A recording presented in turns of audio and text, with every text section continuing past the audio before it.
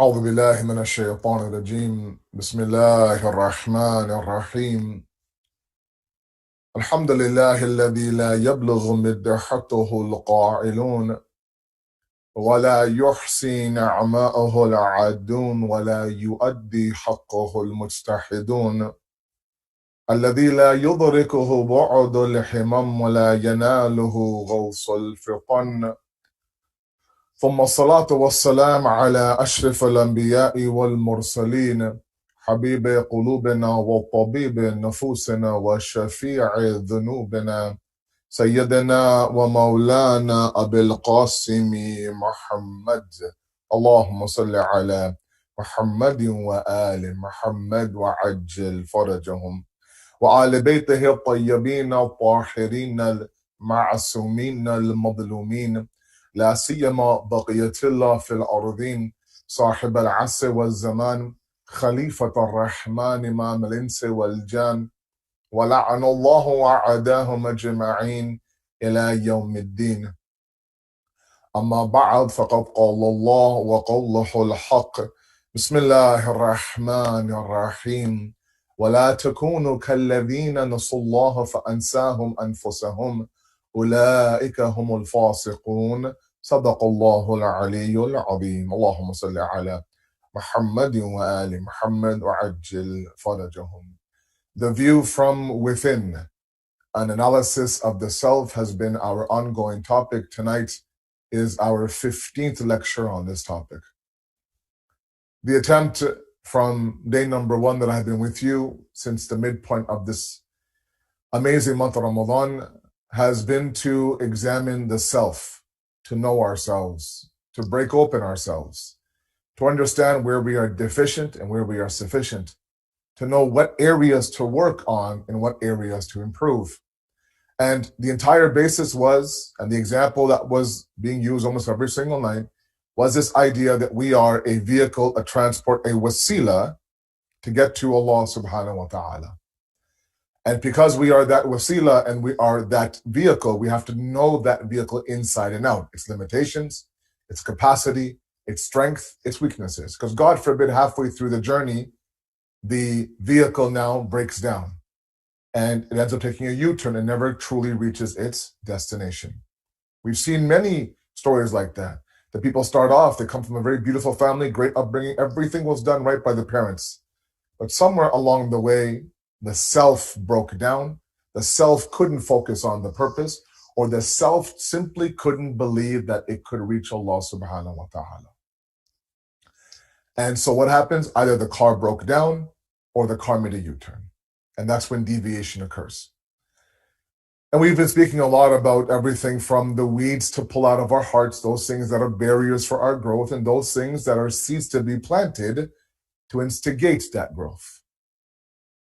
Everything from taqwa and piety to forgiveness and yaqeen, and everything in terms of the ego and looking for faults in others and having a negative mindset when it comes to this entire process. Now, if in fact tonight Eid al-Fitr is announced, and I don't know yet if it is or not, then this will become our last discussion, our last speech, and I want to make sure that I wrap it up. If Eid is not tomorrow, then you are stuck with me for one more lecture, and there is always a lot to say on this topic. We'll inshallah address that if we have to tomorrow. But tonight, there's a few things that I want to mention to all of you. Number one is that everything I have said in terms of change, in terms of removing the barriers, are all things that are difficult. They're not easy. And they are a lifelong battle, which is exactly why it's referred to as the major struggle in Islam. You know, the hadith that you have heard several times, especially my elders. And sometimes, you know, when we stop and we kind of put a face to it, or we kind of, you know, attempt to put an image on top of it, then we understand the idea that, you know, these soldiers are coming back from a battle. And in the presence of Rasulullah now after the war, you know, obviously, I can only imagine, the hadith doesn't mention it, I can only imagine them being physically exhausted. They're sweating, they're tired, they're sleep deprived. maybe they're not yawning like I am, but they are sleep deprived, and they probably are also scarred and zakhmi everywhere. Can you imagine now going through a grueling war with very limited weapons against an army, sometimes 3 times your size, like in Badr? And they come back exhausted, they come back depleted, and they're told, congratulations on the minor struggle, the minor battle. Imagine now for that moment how extremely tired that person is, how exhausted he is, how drained that person must be, only to find out this was the minor battle. So naturally, when we do involve ourselves, and we are in this battle whether we like it or not, for those of us who think that I'm not in some battle, there's not a fight going on inside of me, there's not some battle between the 2 armies I talked about several nights ago, then we have become delusional and blinded by this society. There is absolutely a battle going on inside of us. It's either up to us to embrace that battle and begin to prepare the right victor for that battle, or continue to kind of dig our head in the sand and say, you know what, there is no battle, everything is fine, I know what I'm doing, and we move on. But imagine now for a moment all of those qualities of a tired soldier after a very grueling war. That's the minor battle. Imagine the qualities. Imagine, the aftermath. Imagine the effect of a major battle that you are going to, or we continue to battle all life long. It's going to be tiring. There's going to be days where we are tired. Everything that I have said so far in these 2 weeks, first of all, I searched deep down inside of me to figure out if I can apply and pull out those weeds and attempt to plant those seeds myself. And then, of course, motivate my family and everybody else around me. So I'm in this battle, of course, just like all of you are. But one thing that I do want to mention, and I want to tie in the end of the month of Ramadan, and that is that this entire month can be summed up in so many ways, so many different ways. And inshallah tonight, there is a dua of the month of Ramadan, the way that Imam Sajjad now has said goodbye to this month, a beautiful dua, beautiful analogies and metaphors that our Imam uses. Only words of the Ahlul Bayt can leave behind his treasures. But one thing that to me I often take from the month of Ramadan is that, as much as I think that long fasts, small kids in the house, nightly lectures, sometimes multiple lectures, how am I going to do it? It's going to be tiring, blah, blah, blah, everything. And somehow or another, we kind of pull through the whole month, right? I'm sure a lot of you have a little bit of anxiety walking into the month of Ramadan. Not that, oh my God, I don't want it to come. No, I truly believe that we welcome it. We just want to make sure that, we're able to do it physically first. And then when the first week or so passes by, then at that moment, then of course, we move towards a spiritual fasting. But all of this, in this entire month of Ramadan, was nothing but a showcasing. And who's showcasing what? Allah subhanahu wa ta'ala is showcasing us to who? To us. He's saying, look, I chose you to be my Khalifa for a reason. You're able now to do everything I dreamed you could. The only problem is that you don't see it the way I see it. You don't see you the way I see you. And sometimes, like Allah needs to sometimes force the issue and say, look, let me give you 30 days, 29 days, let's say this year, 30, 29, let me give you a month to show you that everything that I'm asking you to live, a glimpse of a life that I want you to live, you could do it. The khutbah that, Malana had mentioned in the last Friday of the month of Sha'aban, the very famous, khutbah of the Prophet of Allah welcoming the month of Ramadan. He talks about, anfasakum fihi tasbih wa nawmakum fihi ibadah. Like he says, your breathing is the glorification of Allah, the tasbih of Allah. Your sleep is ibadat. Your sleep is ibadat. Now, are we breathing differently in the month of Ramadan? Are we all of a sudden taking deeper breaths? Are we? No, we're not, right? Are we sleeping? Yeah, we're sleeping less, but it's the same, same sleep that we sleep. I sleep on my right side. I have to have 2 pillows in one head. It's the same sleep. So why all of a sudden, if the sleep's not different, then why is it all of a sudden ibadat in this month? If the breathing is not different in the physical form, why is it tasbih all of a sudden? Because it's not the breath or it's not the sleep, it's the breather and the sleeper that's different.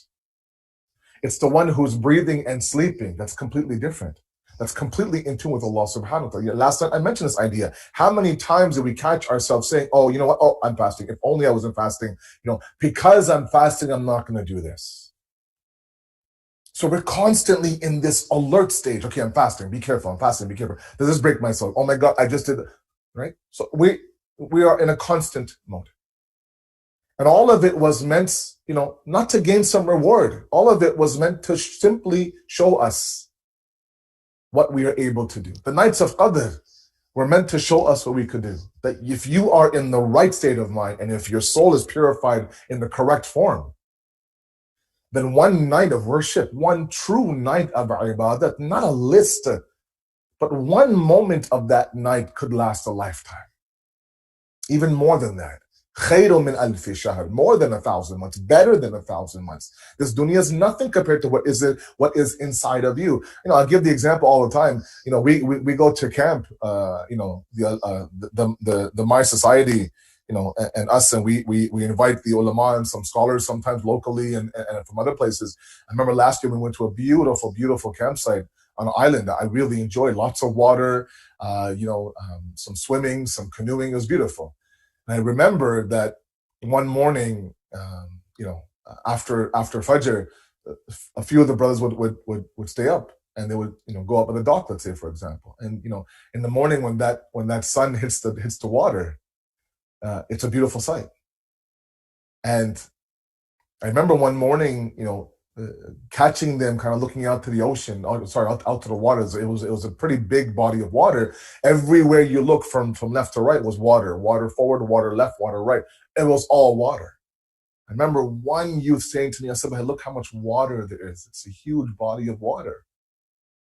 And you sometimes you feel like you're just so insignificant. I just felt like telling him, I should have at that moment, this water, in fact, should feel insignificant when it compares itself to you. You have the universe inside of you. You're the one.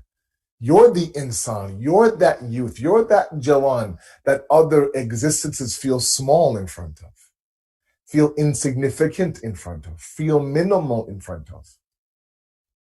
We just don't realize it. We just don't understand it sometimes. We think that we're limited. I can't do this, I can't do that. And then all of a sudden, the month of Ramadan comes, and now all of a sudden, one juz a day, waking up half an hour before the adhan of Fajr, right? Surviving somehow on maybe 4 or 5 hours of sleep. Okay? Young guys, 7, 8 years old, 10, 11 years old, not even baligh yet, boys sometimes, fighting to fast. Our girls, mashallah, at 9, 10 years old, fasting, wanting to fast. Baba, wake me up for Sahri. Baba, make sure, no problem. People delivering iftar, people's homes. Such a beautiful, all of it. Same insan, same 24 hours, same Toronto, same everything. What's different? The universe inside of you has changed.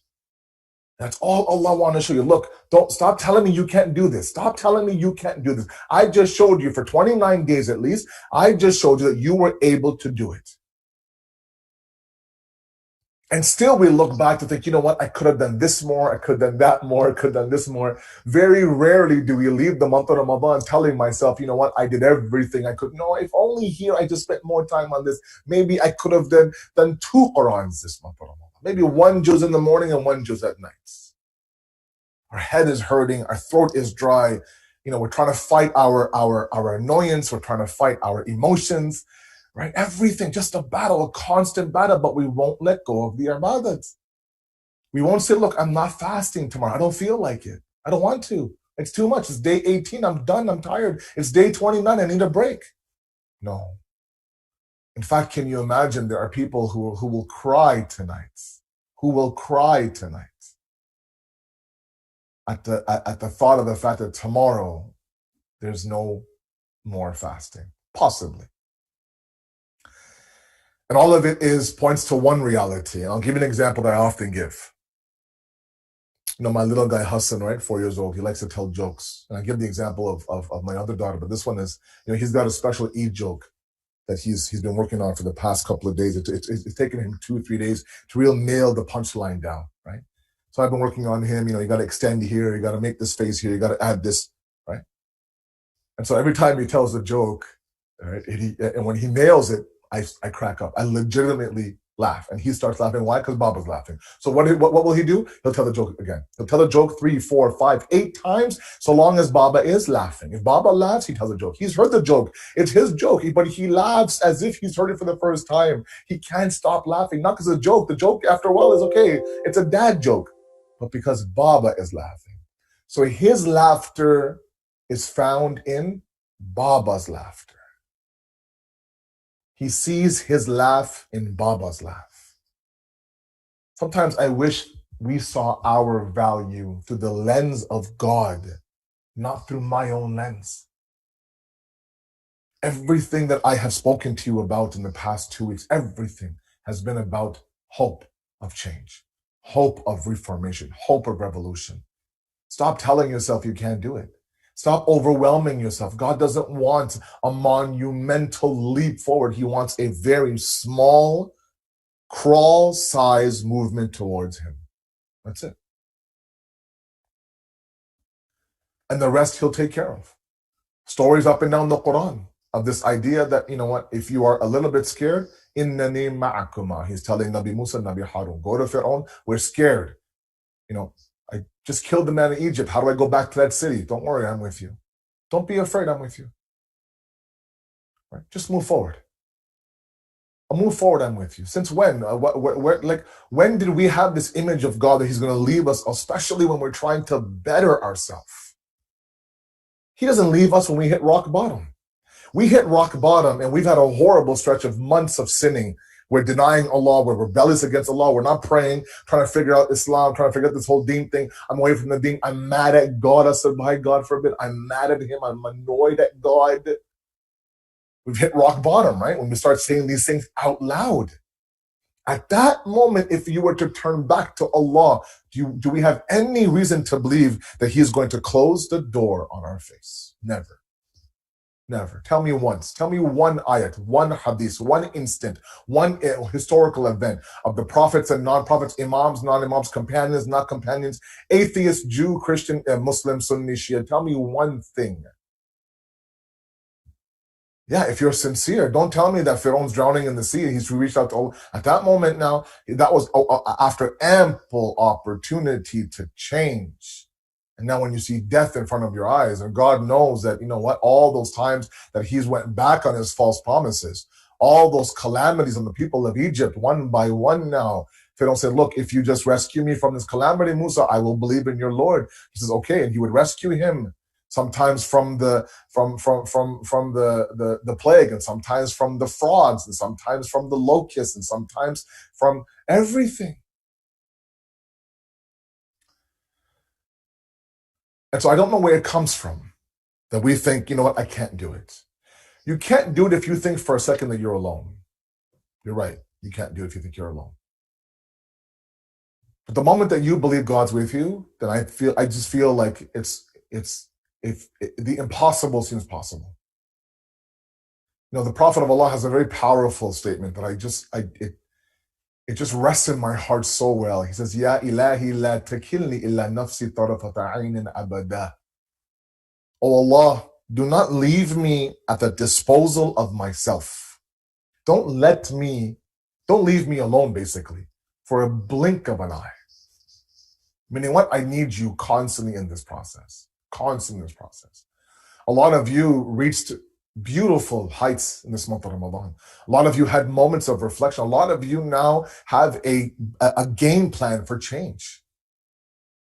A lot of you figured one or two things out. Oh my God, I've been like this my whole life. Let's try to work on it. And we are trying to work on this, but let's not always depend on the month of Ramadan. That so long as the month of Ramadan here is Asad, I'm good. The moment that Ramadan ends, it's not about Ramadan. It's about you. It's a glimpse. This is what you could do. You just showed it to me, not for one day, not for 1 week, for almost 30 days. Straight. You fought through the moments where you woke up at 10 a.m. You woke up at 10 a.m. hungry, and you fought that hunger the entire day. You woke up, let's say at 10 a.m., you had a throbbing headache, and that headache did not go away until you had the first sip of coffee at 9:30, 9:45 at night. You're falling asleep 2 a.m. on the nights of Qadr. You went and you splashed some water on your face. Don't sleep, don't sleep, don't sleep. That's all you. No one's forcing you. That's all you. That's all within you. Everything is within you. We have to start believing in ourselves for change. I mentioned this hadith from Imam Sadiq alayhi salam. His father, Imam Abu Bakr, teaches him that Ya Bunayya, when Allah subhanahu wa ta'ala understands that there is love in your heart for him, he accepts very little from you. Meaning what? Does not take much. The slightest little bit of change, he's happy, and then on top of that, he will take over from there. We just need to believe it. We just need to believe it. The very first weed I talked about was this negative mind, this defeatist mindset that we have against ourselves.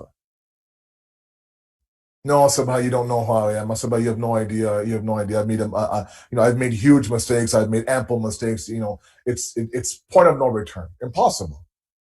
In the world of Allah subhanahu, unless you leave his kingdom and you go and you worship idol this, idol that, or you, God forbid, bring somebody else and touch them besides God and do shirk, Allah will always give you a chance to come back to him. You can reset the button whenever you want. You can restart your life whenever you want. Unwan Basri begging Imam Sadiq at his door to please take me in. I want to learn. Teach me. I want to learn. In his late 90s, showing up at Imam Sadiq's door, persistently asking him, take me on, Mawla, as one of your students. And he does. One of the beautiful, beautiful attributes and qualities of Imam Hussein's ashab, one of many, many that are revered, why we consider his ashab to be unlike anyone else's. He had those ashab beside him, Imam Hussein. Even the Sharia had exempted those ashab from war. He had the old, he had the very young, he had the women. All three exempt from war. And yet all three were critical on the day of Ashura. He had senior companions who had no business picking up a sword on the day of Ashura. He had a 10-year-old, a 12-year-old, a 6-month-old. No business. Right? He had women, no business doing what they did on the day of Ashura. And that's all found within them. There was no force. Imam Hussein begged him to leave. No force. So my first point, and I already have 10 minutes left. My first point is for you to believe that you can do it. Please believe in yourself, because God knows that God does. And if we believe that God doesn't think I can do it, then I don't know where that's coming from. I want you to show me anywhere where God says, look, if you go this far, no way. We might turn our back on each other. We might think, you know what, that's it. You're disgusting to me. That's a sin I can't forgive. You and I are done from this day forward. I can't even see your face. But if that same individual goes turning towards Allah, running towards Allah with a sincere heart, Allah will do what? Allah will embrace him. Allah will open up the doors for her. The problem is that sometimes we are closed to that idea. Look, our sixth Imam, Imam Sadiq alayhi salatu wasalam, Allahumma salli ala Muhammad wa ala Muhammad. He has a classification of the hearts. Okay? And this is quoted by Imam Khomeini in his 40 hadith book. 13th hadith, I believe, is called the classification of the hearts. In al-qaluba arba, there are 4 types of hearts, Imam Sadiq says. Al-qalbu fihi nifaq wa iman. The first heart is that iman that has hypocrisy and faith inside of that heart. Wa qalbu mankus, wa qalbu matbu, wa qalbu al-azhar. Okay, azhar. Now, if I had time, and I don't have time, I only have 10 minutes, I need to explain all these things. But very briefly, the first one makes sense. There are those people who have the hearts that have hypocrisy inside of their heart and iman inside their heart. And they flip-flop sometimes, right? That nafs lawama, right? That nafs that is regretful. We make a mistake and we regret. We commit a sin and we beg Allah for forgiveness. And we try to promise God I won't do it again. Within a day or two, we're back at that same sin. That's the battle of that first heart. Al-qalb mankus. Mankus means to be inverted, such that, the right thing can't go inside of it. Okay, you're trying to collect hail balls during a hailstorm. right? Some people bring up the Ziploc bags and just kind of imagine if that Ziploc bag is inverted. Imagine the cup being inverted and the hailstorm or the hail hits the bottom of the cup and bounces off. Right? Everything was there. The hail was there. The cup was there. You were there. All the tools were there for you to gain the hail. But the tool that was used to embrace or to accept the hail was inverted. The heart's no different. Everything is there. The faith is there. The reminder is there. Right? God is there, but the heart has been inverted. Al-qalb matbu'. Matbu' ya'ani makhtum. It's a sealed heart, Imam Salih says. Sealed hearts. It's a closed heart. Now, what I mean, there are some people, and the last one is al-qalb azhar, which is an illuminated. Azhar yani abiyad, white heart, that's illuminated, that has nur on it. Okay? The heart of a mu'min. Okay. The second one being al-qalb mankus, that's inverted, is the heart of a kafir. The qalb matbu, yani makhtum, sealed, is that of a hypocrite. Okay? Of a munafiq. Okay, but what's more important is the idea of us being closed to things. Sometimes closed, sealed means that nothing can go in, nothing can get out. No, sometimes we close our hearts, even for a moment. That look, I don't want to hear it. I don't want to hear it. I'm closed to the idea that God could possibly accept me back into His kingdom. Lots of promises made this Ramadan, guys. Lots of promises made. Right? Take your hearts back to a week ago, the nights of Qadr, the 3 nights of Qadr we did together. The last night being the 23rd night, those moments that the alim said, Hajat, what did you ask for? What did you promise God? With tears rolling down your face, the Quran on your heads, the dhikr of Ali Muhammad on your tongue. What is it that we all promise God? Let's not forget those things come tomorrow or Monday.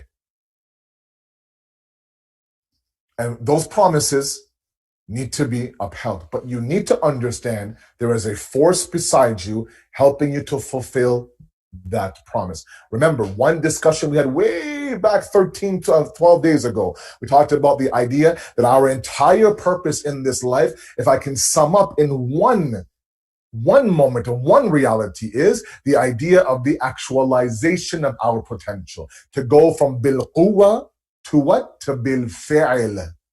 That there are all the elements for us to be Allah's Khalifa, representative on this earth.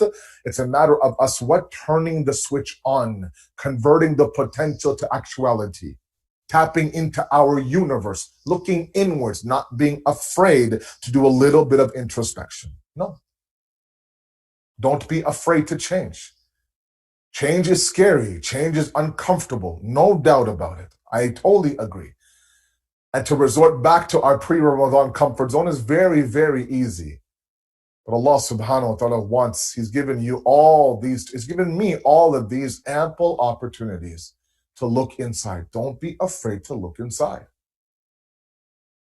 Initially, it might be scary, and I'll tell you why, because we don't want to go through a process where the end result might be the fact that, you know what, I haven't been the best servant to God. We don't want to face that guilt, that remorse, that horrible feeling. So I just rather not even engage in the process of Sabai. Forget the fact that face the results and work on the results, but that's us being closed. That's the heart being makhtum, sealed and closed to the idea of reform and change. Allah won't come and force the issue. He won't. Does not work on a jabr platform. Does not make, He's not somebody who forces anything. I've shown you the path. Inna hadaynahu sabil. I've shown you the path. We have shown you the path, He says. You can be a shakir, you can be a kafir, you can be thankful, you can hide the path. It's totally up to you. The path is laid out in front of you. For 29 days, you were able to see things and realize things about yourself that maybe you weren't 29 days ago.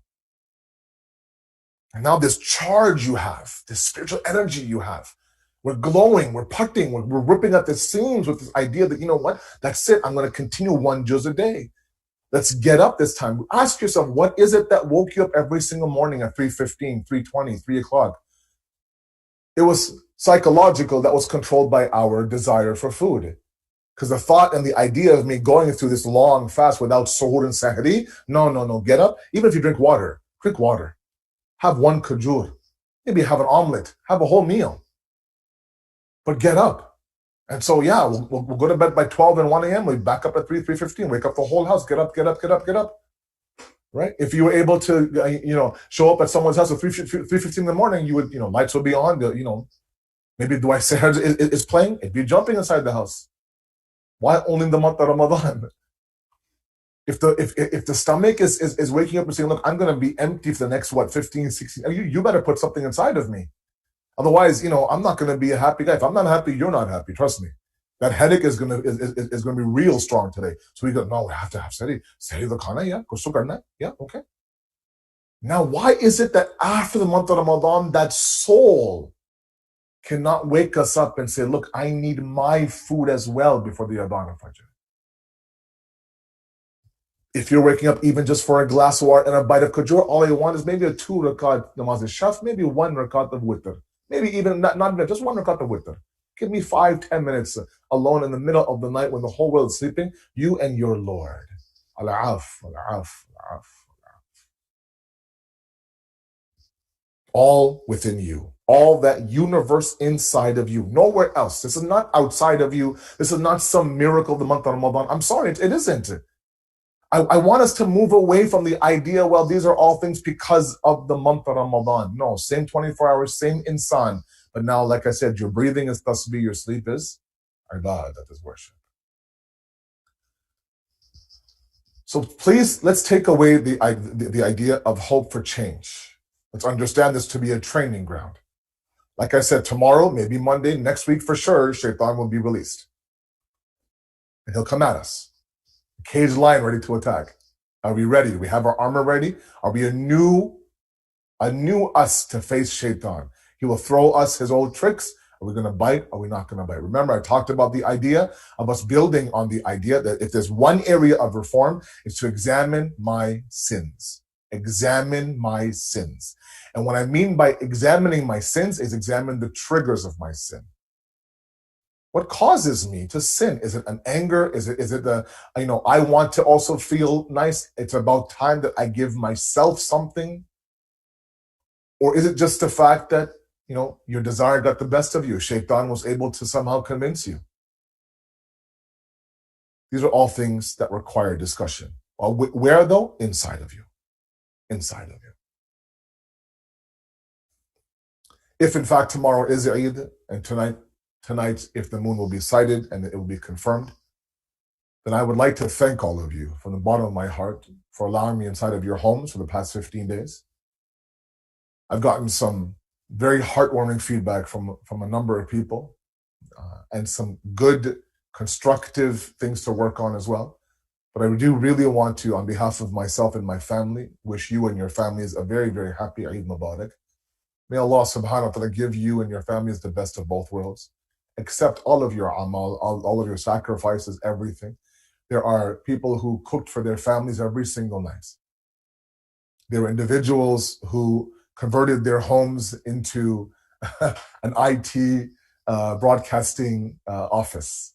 And we are thankful to them, the whole Al-Mahdi IT team, for bringing on these programs every single night. They're also fasting. They also work. They also have a family to look after. I want to thank the family of those individuals, right? The wives and the daughters and the sisters and the aunts and the granddaughters and whoever it is, to also, to support those in the back. Sometimes one point I want to make, I have no time. Inshallah, it's my time. But inshallah, may Allah accept all of our amal. May He forgive all of our sins, and may He allow us to truly celebrate Eid on this notion that comes Shawwal, comes Al-Qaeda, comes Al-Hijjah, and then into Muharram. We'll somehow bottle a little bit of the spiritual energy that we attained in this beautiful month of Ramadan. Thank you very much. May Allah bless each and every one of you and your families. Wassalamu alaikum wa rahmatullahi wa barakatuh.